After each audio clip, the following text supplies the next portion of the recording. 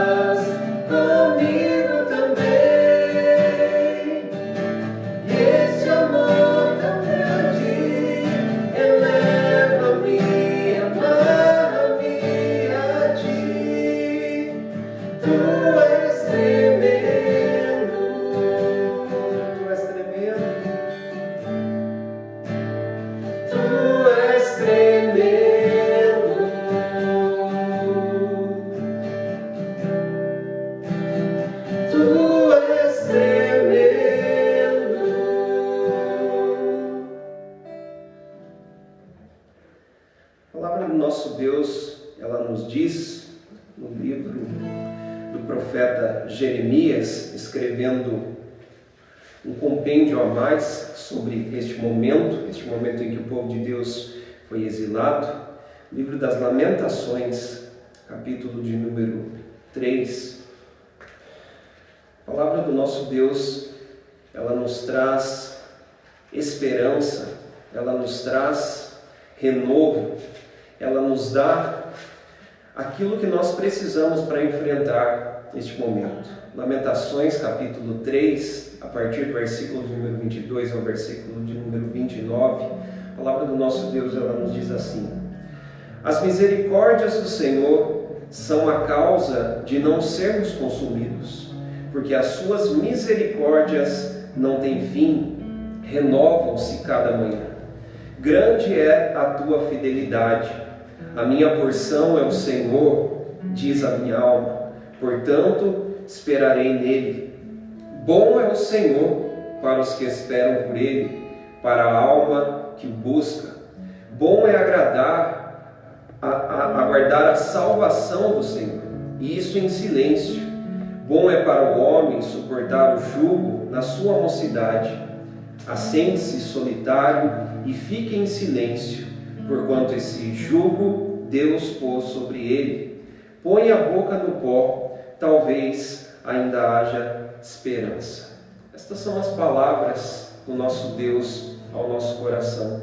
Em um momento tão difícil, tão dificultoso para o povo do Senhor, para o povo de Judá, as palavras do profeta Jeremias vieram como um bálsamo, como um alento para corações aflitos, para corações desesperados, corações que estavam sofrendo a disciplina do Senhor, a disciplina de um Pai de amor que estava corrigindo o seu povo e alertando as demais nações sobre o iminente juízo do Senhor que foi derramado sobre aqueles povos impenitentes.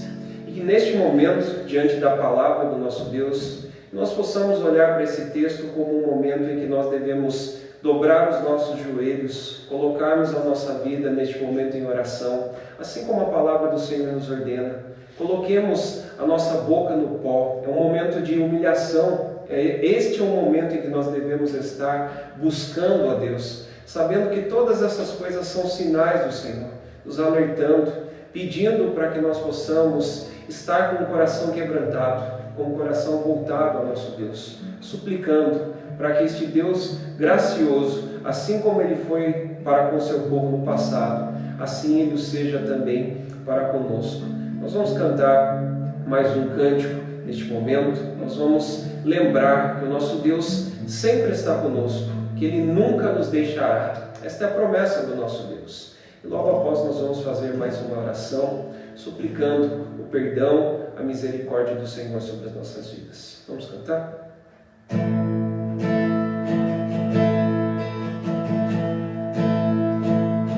Ainda que eu ande pelo vale da sombra da morte, o teu amor lança fora o medo. Ainda que eu me encontre bem no meio das tempestades da vida, não voltarei.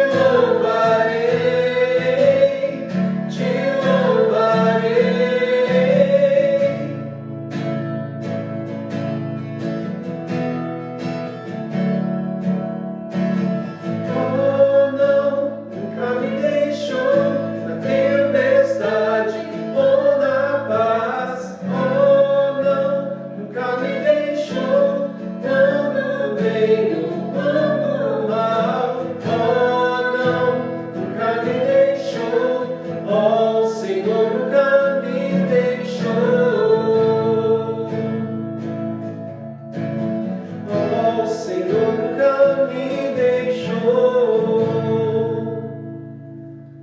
Senhor nosso Deus, esta é a confiança, ó Pai, que temos para com o Senhor.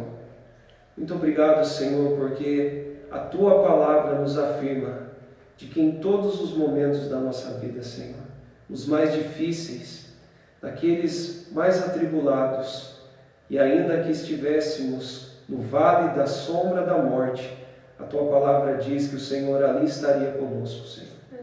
Nós Te louvamos, ó Pai, porque o Senhor tem sido o nosso refúgio.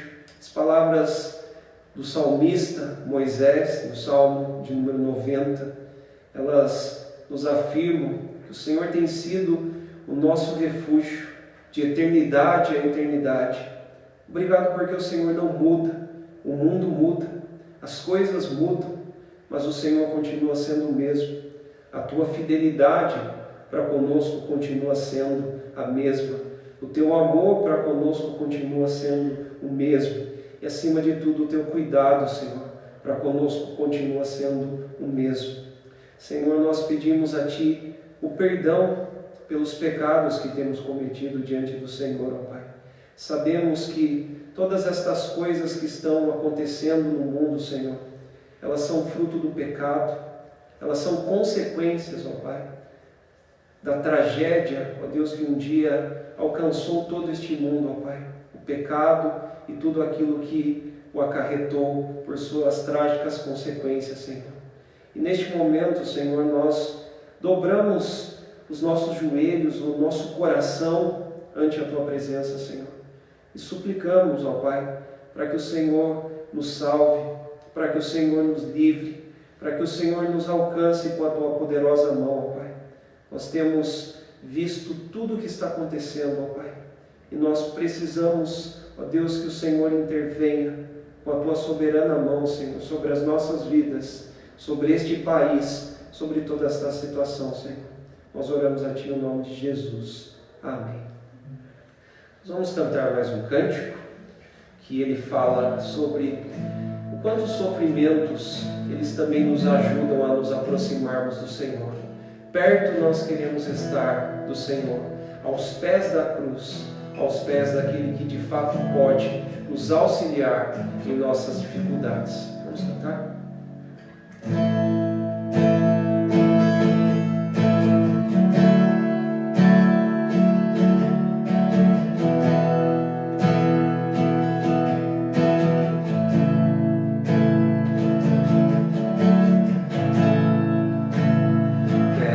Quero estar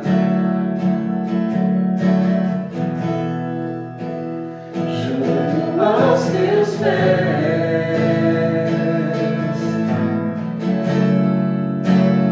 pois prazer maior não há que me render e Te adorar.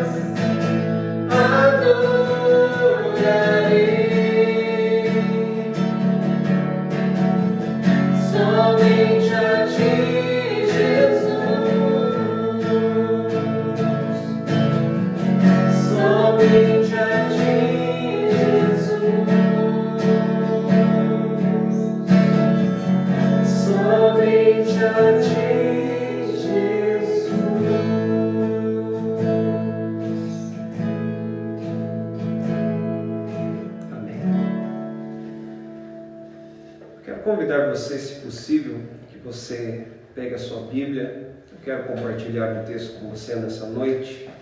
Um texto que eu acredito que nos ajudará a entendermos e a compreendermos melhor este momento que nós estamos vivendo e entendermos como o nosso Deus ele age.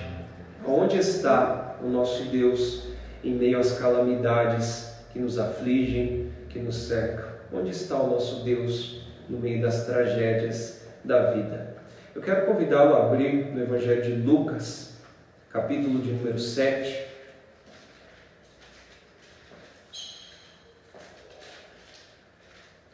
Lucas, capítulo de número 7, do versículo de número 11 até o versículo de número 17. A palavra do nosso Deus, ela nos diz assim: Em dia subsequente, dirigia-se Jesus a uma cidade chamada Naim, e iam com ele os seus discípulos e numerosa multidão. Como se aproximasse da porta da cidade, eis que saía o enterro do filho único de uma viúva, e grande multidão da cidade ia com ela. Vendo-a, o Senhor se compadeceu dela e lhe disse: Não chores. Chegando-se, tocou o esquife e, parando os que o conduziam, disse: Jovem, eu te mando, levanta-te. Sentou-se o que estivera morto e passou a falar, e Jesus o restituiu à sua mãe. Todos ficaram possuídos de temor e glorificavam a Deus, dizendo: Grande profeta se levantou entre nós, e Deus visitou o seu povo. Esta notícia a respeito dele divulgou-se por toda a Judéia e por toda a circunvizinhança. Vamos orar neste momento? Senhor nosso Deus, nós carecemos, ó Pai, de ouvir da Tua palavra neste momento. Não há outro lugar, Senhor, no qual nós possamos depositar toda a nossa esperança, toda a nossa confiança, senão no Senhor. Nós cremos que a Tua palavra é a verdade. Nós cremos que ela, num momento como este, Senhor, pode alimentar as nossas almas. Eu peço a Ti pela vida de todos aqueles que nos ouvem neste momento, por todos aqueles que estão conosco acompanhando essa transmissão. Ó Deus, que o Teu Santo Espírito venha com grandioso poder em cada coração neste momento, Senhor, para que do trono da graça, do Teu soberano trono, Senhor, palavras de vida venham, Senhor, aos nossos corações. É o que eu oro a Ti e Te peço, em nome de Cristo Jesus. Amém. Meus irmãos, em um momento tão dificultoso como este, nós nos encontramos debaixo de várias perguntas. Diante de tantas más notícias, diante de tantos noticiários que temos visto, que temos presenciado, as perguntas surgem em momentos como esses. Perguntas como: onde está Deus no meio de todas essas coisas que estão acontecendo? Será que Deus está de fato envolvido com todas essas coisas? Será que Deus se importa de fato com tudo isto que está acontecendo? Aonde está o nosso Deus? Esta, meus irmãos, é uma das perguntas mais importantes que aparecem na Bíblia. Esta pergunta, aonde está Deus, aonde está o teu Deus, é uma das expressões mais vistas dentro do livro dos Salmos. Perguntas como estas foram feitas ao rei Davi. Perguntas como estas sobrevieram aos filhos de Corá, quando eles compuseram um dos salmos mais profundos que nós temos no livro dos Salmos, que é o Salmo de número 42. Onde está o teu Deus? Perguntas como estas movem o mundo. São perguntas como estas que provam a fé de pessoas todos os dias. Porque vivemos em um mundo que de fato existe a realidade das tribulações, das calamidades, das tragédias. Eu gosto muito de um salmo, e este é o Salmo de número 46, onde o salmista ele afirma no seu primeiro versículo que Deus, o nosso Deus, ele estará presente nas tribulações. O Salmo já começa nos afirmando que nós não estamos isentos de não partilharmos dos sofrimentos, das tragédias que sobrevêm a este mundo. Meus irmãos, eu acredito que num momento como esse nós precisamos nos voltar para a palavra do nosso Deus, porque diferentemente da ciência, da medicina, que nos trazem respostas para momentos como estes, nós confiamos que a palavra do nosso Deus ela tem respostas corretas para que nós possamos enfrentar momentos como estes. E é em momentos como estes que nós devemos recorrer à palavra do nosso Deus e procurarmos compreender quem é o nosso Deus em meio às situações que estão acontecendo nestes últimos dias. Eu acredito que nenhum texto na Escritura possa nos fazer entender e compreender quem é o nosso Deus no meio das tragédias, senão este texto que nós encontramos no Evangelho de Lucas, capítulo 7. Aqui nós encontramos um momento em que o Senhor Jesus, logo após realizar um dos maiores feitos do seu ministério terreno, o Senhor Jesus havia curado um servo de um centurião à distância, e toda a expressão da fé daquele centurião ficou vista nos primeiros versículos deste capítulo número 7, onde ele mesmo à distância, mesmo sem receber o Senhor Jesus em sua casa, ele confiou no Senhor a sua vida, depositou a sua fé em um homem chamado Jesus Cristo, o Senhor de Nazaré, e ali ele obteve um milagre do Senhor. E havia uma multidão também que presenciava toda aquela cena maravilhosa do Senhor Jesus manifestando o seu poder salvador diante dos homens. Mas agora o quadro muda. O Senhor Jesus agora não está mais diante de uma multidão feliz que o aclamava por causa dos seus grandes feitos. Mas Lucas nos mostra que agora a cena muda, o quadro muda. O Senhor Jesus se encontra aqui agora diante de uma outra multidão, diante de uma multidão que o texto diz que está enlutada por causa da dor, da perda. Então este quadro terrível que o Senhor Jesus ele se depara, é um quadro que eu posso afirmar que é o quadro que nós enfrentamos hoje. Meus irmãos, nós não estamos preparados para enfrentar a morte, a realidade da morte. A realidade da morte é uma verdade incontestável dentro da Bíblia. Quando nós vemos o que vemos e tudo o que está acontecendo no mundo, nós não conseguimos compreender a morte, a dor da perda, porque nós não fomos criados para a morte. Diferentemente das respostas que nós ouvimos hoje em dia, através da medicina, através da ciência, como disse, a Bíblia ela parte de um outro pressuposto, que as coisas que estão acontecendo, elas são fruto do pecado. Elas são fruto daquela consequência trágica de tudo aquilo que aconteceu em Gênesis capítulo 3. E o texto, ele é muito preciso em nos afirmar que todas estas calamidades, todo esse mal, todas essas tragédias, elas são fruto do primeiro pecado.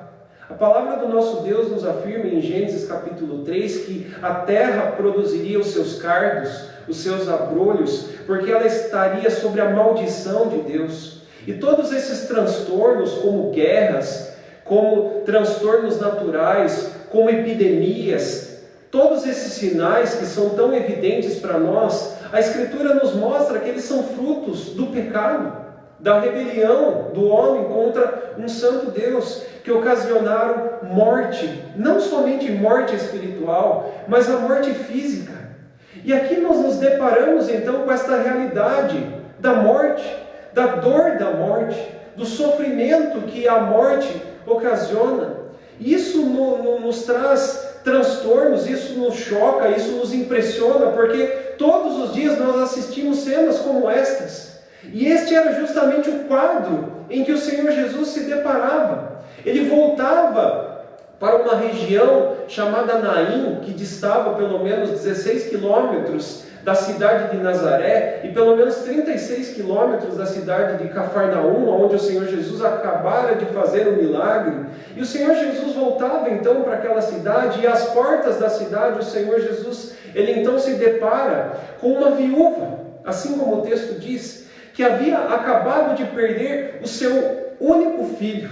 E aqui o quadro, ele é muito agravado dentro das palavras de Lucas, porque a cena aqui colocada por Lucas é de uma mulher que já sofria a dor da perda do seu esposo, mas que agora também enfrentava a perda do seu único filho. E o texto não nos afirma de uma forma muito clara se era um menino, se era uma menina, mas o texto afirma que aquela viúva havia perdido o seu único filho.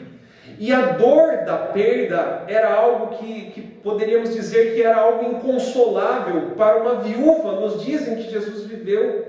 A dor da perda para alguém como uma viúva era muito diferente de qualquer outra perda nos dias de Jesus que qualquer outra pessoa poderia sofrer.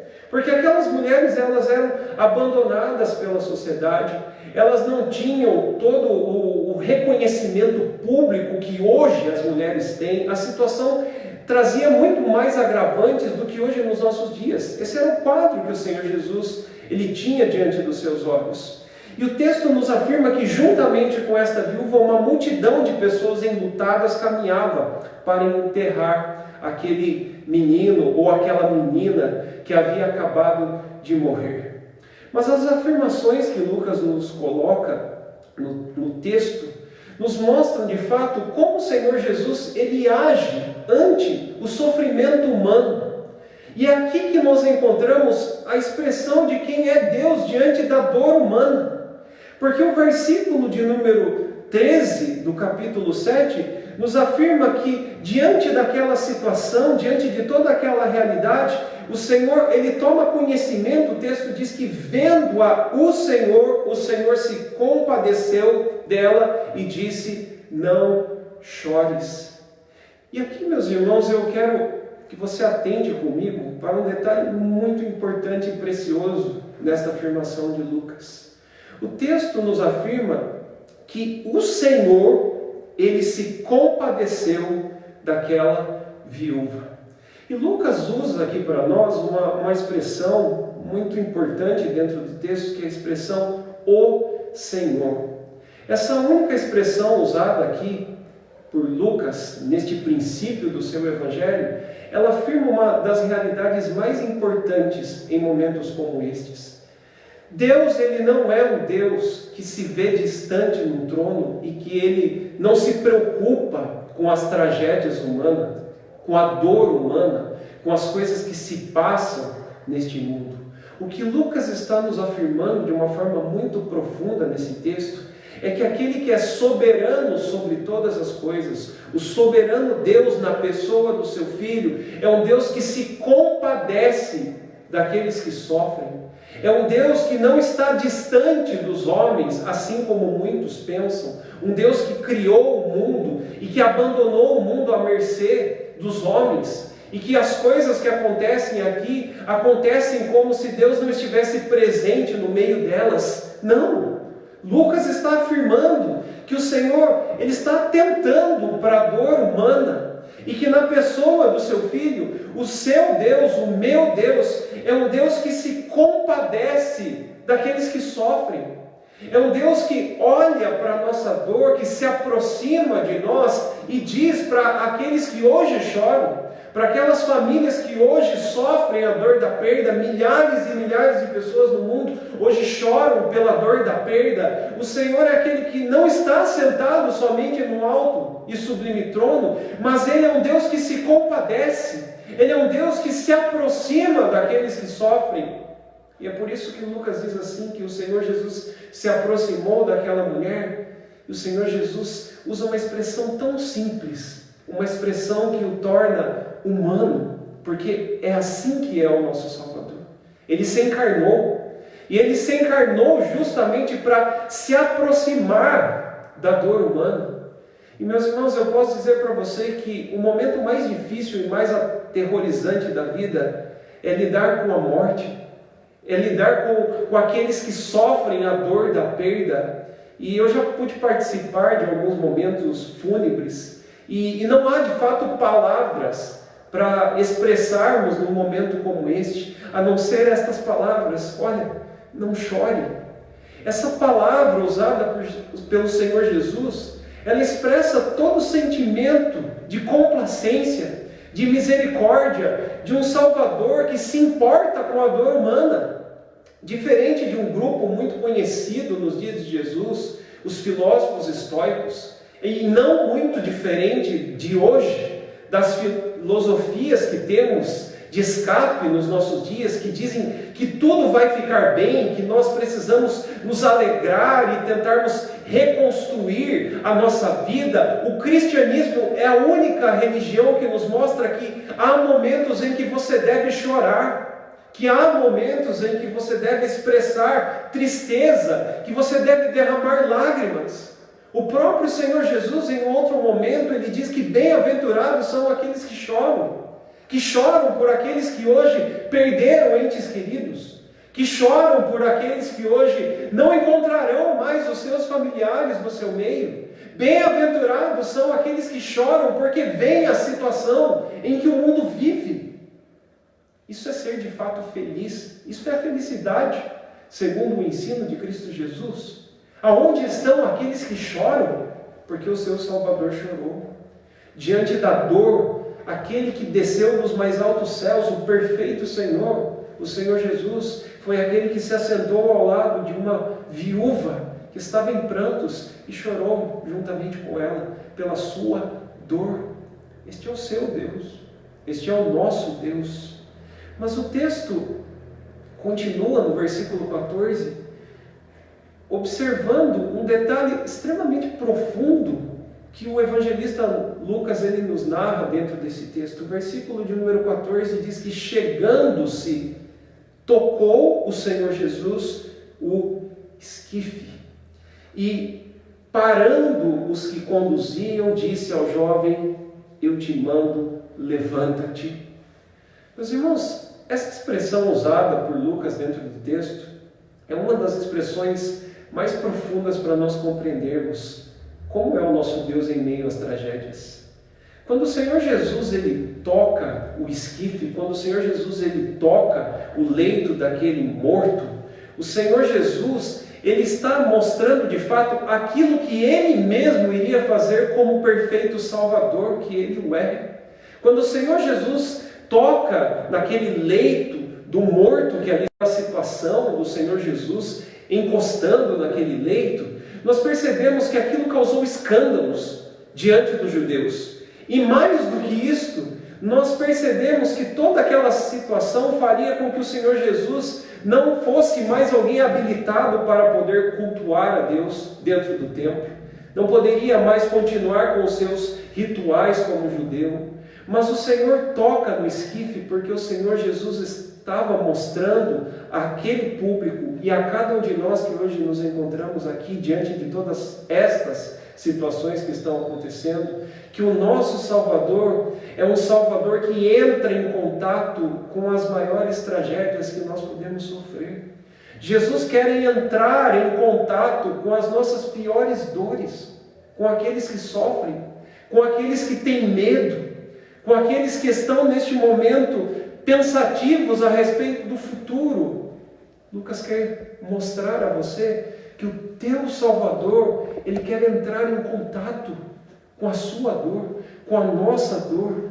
E o texto nos afirma então que o Senhor Jesus dá uma palavra de ordem àqueles que ali se encontravam e presenciaram aquela cena. O Senhor Jesus diz àquele jovem: eu te mando, levanta-te. E o texto afirma que no mesmo instante aquele jovem se levanta, ele se senta, e aquele que estava morto então passa a falar, e o Senhor o devolve à sua mãe. E aqui, aquele que foi de fato beneficiado com o milagre do Senhor Jesus não foi de fato o filho, mas sim a viúva. Ela sim teve todo o benefício do bondoso Salvador que se preocupa diante das dores da vida com os nossos sofrimentos. E é por isso então que o texto passa a nos afirmar que o Senhor Jesus, após ter realizado aquele milagre, as pessoas foram tomadas de pavor, de temor ante aquela cena e começaram a dizer umas às outras: grande profeta se levantou no meio de nós. Aqui está de fato um verdadeiro profeta. E é certo, meus irmãos, que eles se lembraram daquele momento em que o profeta Elias, lá no Antigo Testamento, havia realizado um milagre muito semelhante. Se você se lembrar, o primeiro livro dos Reis, no seu capítulo de número 17, afirma que dentro do ministério do profeta Elias, Elias também ressuscitou uma viúva de uma mulher que se encontrava na cidade de Sarepta de Sidom. E ali naquele momento, quando eles presenciaram aquele milagre, eles se lembraram de que o nosso Deus é um Deus todo-poderoso, de que o nosso Deus é um Deus que intervém no meio das dificuldades humanas, porque perceba o versículo número 16, na sua parte final, o texto diz: grande profeta se levantou entre nós e Deus visitou o seu povo. E a palavra visitar, aqui usada por Lucas, ela significa que Deus interveio em favor do seu povo. Deus nunca abandonou e nunca abandonará o seu povo. O seu Salvador não é um Deus que irá te abandonar. Ele é um Deus que é presente. A afirmação novamente do Salmo número 46, mais uma vez nos traz à tona de que o nosso Deus, Ele é o Emanuel, é um Deus presente, é um Deus que está conosco, é um Deus que não nos abandonará. Isto é o que Lucas está afirmando. Isto é o que significa que Deus está visitando, que Ele sempre será o Deus que se voltará como um Salvador perfeito para o seu povo. Esta foi a expressão grandiosa da misericórdia, do bondoso amor do nosso Senhor e Salvador para com aquela viúva. Mas eu quero deixar algo muito mais profundo que nós podemos encontrar neste texto, que nós podemos encontrar algo que nos leva a entender como este Supremo Deus, este Supremo Senhor das nossas vidas é um Deus que participa das calamidades que todos nós sofremos. Meus irmãos, a palavra do nosso Deus, ela nos afirma que quando o Senhor Deus, Ele viu a situação de um mundo em caos, de um mundo que sofre o mal, de um mundo que sofre a perda, de um mundo que ainda sofre a dor da morte, a palavra do nosso Deus diz que o Senhor interveio. E a sua intervenção foi justamente enviar o seu Filho, o seu único Filho, para que ele sofresse a maior de todas as tragédias e calamidades que o mundo poderia presenciar. O Senhor Jesus, o único Filho de Deus, foi aquele que carregou sozinho em seu próprio corpo o vírus de toda a humanidade, para que ali na cruz, toda aquela consequência trágica, aquele contágio que houve por causa do pecado que acarretou com a destruição de toda a raça humana, Jesus sozinho carregou sobre ele na cruz o peso da sua dor. E se hoje você sofre, eu quero que você entenda que ninguém sabe melhor o que é dor, senão o Filho de Deus, o Senhor Jesus.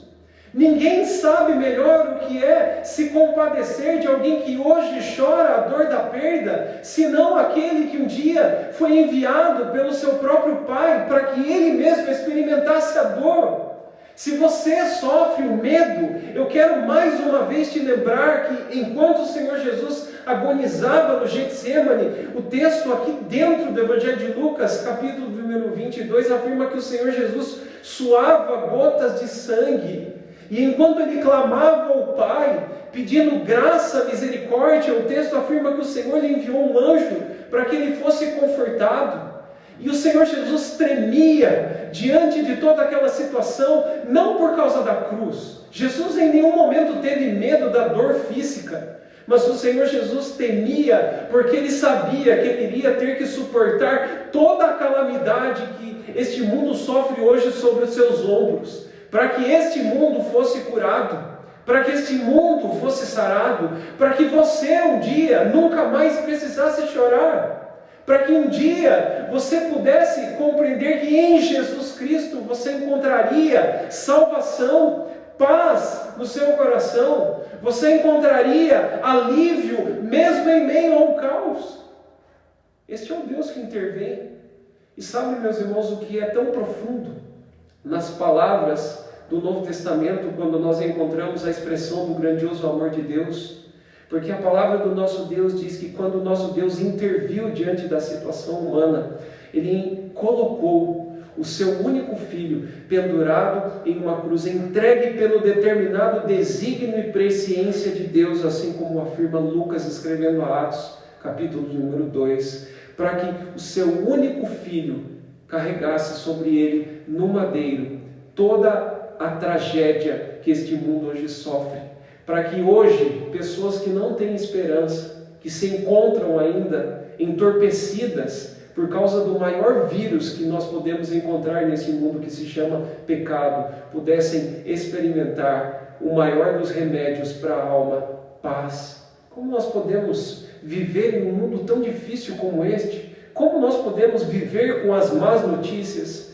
Meus irmãos, nós só podemos conseguir vencê-las enquanto aqui, se você hoje depositar toda a sua fé e confiança naquele que se entregou para sofrer a pior das tragédias que o mundo poderia conhecer na cruz, para que você experimente paz e para que você tenha esperança. Este é o nosso Deus. O nosso Deus é um Deus que intervém. O nosso Deus é um Deus que jamais esquecerá dos seus filhos. O nosso Deus é um Deus que jamais deixará de agir em favor daqueles a quem Ele ama. E, meus irmãos, eu queria deixar algo finalizando esta mensagem, no que diz respeito ao significado daquilo que nós temos presenciado no mundo.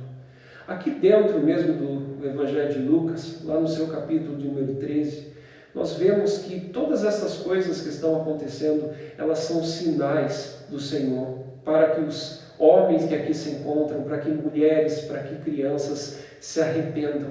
Quando se aproximaram diante do Senhor Jesus e lhe perguntaram acerca das tragédias, das coisas que têm acontecido neste mundo, o Senhor Jesus lhes afirmou que estas coisas, elas são simplesmente alertas, avisos, para que aqueles que ainda não se encontram debaixo da graça, debaixo desta misericórdia, deste bondoso Salvador, se arrependam, coloquem as suas vidas no Salvador, depositem toda a sua confiança, toda a sua fé neste perfeito Salvador, porque a palavra do nosso Deus, segundo este texto de Lucas capítulo 13, ela nos afirma que uma tragédia infinitamente maior sobrevirá sobre aqueles que não estão sob os cuidados de Cristo Jesus.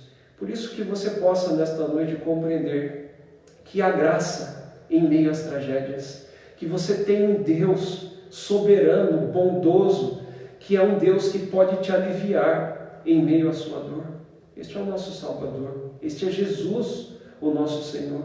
Jesus hoje diz para você: não chores, porque aquele que se aproximou da viúva de Naim e disse não chores, era o mesmo que depois de alguns dias estaria pendurado no madeiro, enfrentando a dor da morte, para que hoje, pessoas que hoje choram, não possam mais chorar, mas que tenham esperança para continuar a viver e confiar de que mesmo em meio às tragédias da vida, nós podemos ter paz, nós podemos ter alegria, nós podemos enxergar, mesmo em meio às tribulações da vida, um rio de vida, um rio que flui do trono de Deus, onde não há abalos, onde não há dores, onde não há qualquer tipo de sofrimento. Que Deus abençoe a sua vida, que o Senhor nosso Deus neste momento possa trazer confiança sobre o seu coração. A palavra do nosso Deus diz que o Senhor Jesus não está conosco fisicamente, mas enquanto Ele viveu aqui, Ele fez a seguinte promessa de que Ele enviaria então o Consolador, o Confortador, porque o Espírito Santo não é simplesmente alguém que nos dá consolo, mas é alguém que nos dá força, que nos dá esperança para continuarmos a viver neste mundo. Que você assim esteja tranquilo em seu coração. E assim como as palavras do Salmo 112 nos afirmam, aqueles que são os justos do Senhor, aqueles que têm esta total confiança no Senhor Jesus, são aqueles que podem também estar tranquilos ante as más notícias. Que o Senhor nosso Deus te abençoe. Jesus. Amém. Senhor nosso Deus, que estas palavras, ó Pai, palavras de vida, palavras que trazem paz ao coração aflito, para aqueles que neste momento estão atemorizados, que estão sofrendo, que choram por ver a situação em que se encontra o nosso país, em que se encontra o mundo de uma forma geral.